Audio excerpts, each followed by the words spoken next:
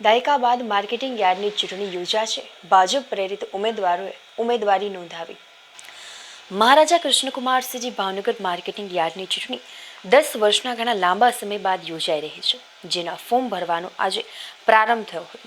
બપોર સુધીમાં ભાજપના ઉમેદવારો દ્વારા ફોર્મ ભરવામાં આવ્યા હતા. ભાવનગર માર્કેટિંગ યાર્ડની ચૂંટણી વર્ષ 2013માં યોજાઈ હતી. ત્યારબાદ વહીવટદારનું શાસન રહ્યું છે. હવે 2024ના પ્રારંભે ખેડૂત વિભાગના 10 અને વેપારી વિભાગના 4 ડિરેક્ટર માટે ચૂંટણી યોજાશે, જેના ફોર્મ ભરવાનું આજે 4 તારીખે એક દિવસ નિયત કરવામાં આવ્યો હતો. ખેડૂત વિભાગમાં 816 અને વેપારી વિભાગમાં 15 મતદારોની યાદી જાહેર કરવામાં આવી છે. ચૂંટણી અધિકારી તરીકે ભાવનગર જિલ્લા સહકારી મંડળીઓના રજિસ્ટ્રાર રહેશે.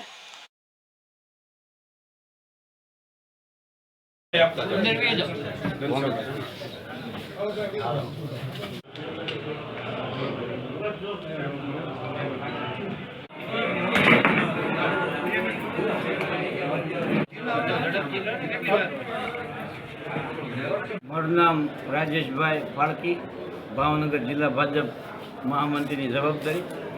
આજરોજ તારીખ 4/1/2024 ભાવનગર મહારાજા કૃષ્ણકુમારસિંહજી એપીએમસીની ચૂંટણી હોય એમના ફોર્મ ભરવા માટે 10 ખેડૂત પેનલમાંથી ભાજપ પ્રેરિત અને 4 વેપારી પેનલ ભાજપ પ્રેરિતના ફોર્મ આજે ભરવાની ઉમેદવારી પ્રક્રિયા આજે કરી છે.